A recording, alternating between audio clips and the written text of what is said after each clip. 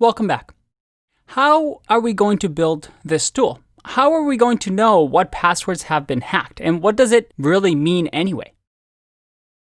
Well, passwords get leaked all the time. We've heard about data breaches, right?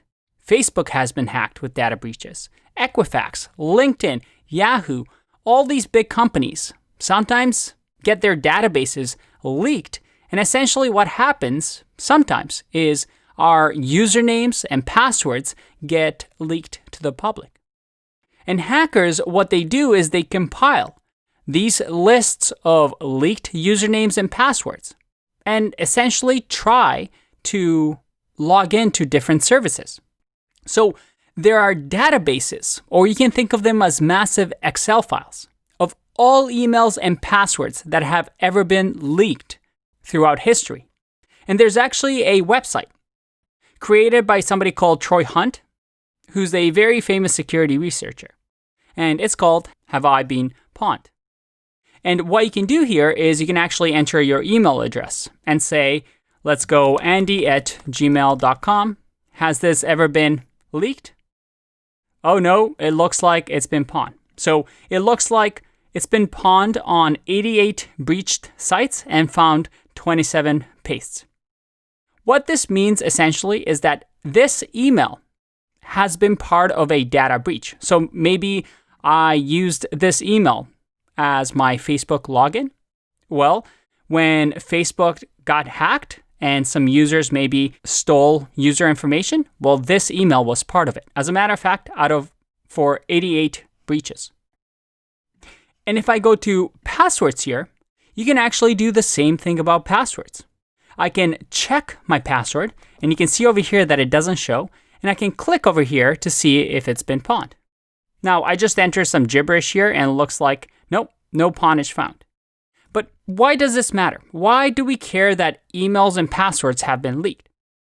Hackers use something called dictionary attacks. And a dictionary attack, well, kind of like a Python dictionary, uses a massive dictionary with the key and value of, let's say, a username and password, and just tries to log into websites using these massive lists of information. And if your username and password has ever been leaked, well, a hacker simply runs what's called a brute force attack, where it just loops through all these leaked usernames and passwords and tries to log in. So maybe going into Facebook and just looping through this massive list, eventually they're going to hit something and be able to log in. Now, here's the thing. This isn't a web development course.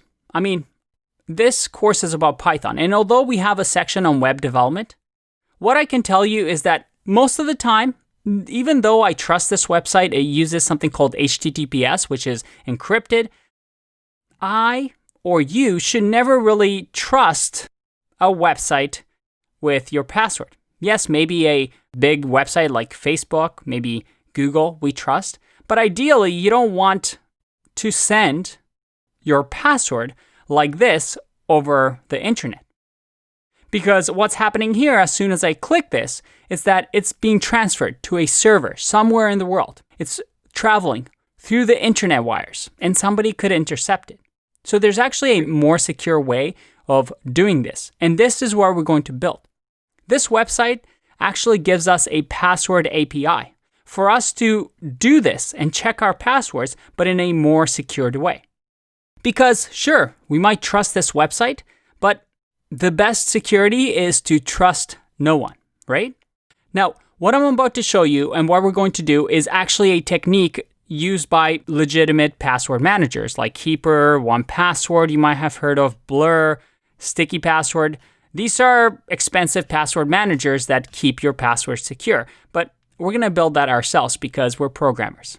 So in the next video, we're actually going to start coding a bit and learning about this passwords API. I'll see you in the next one. Bye-bye.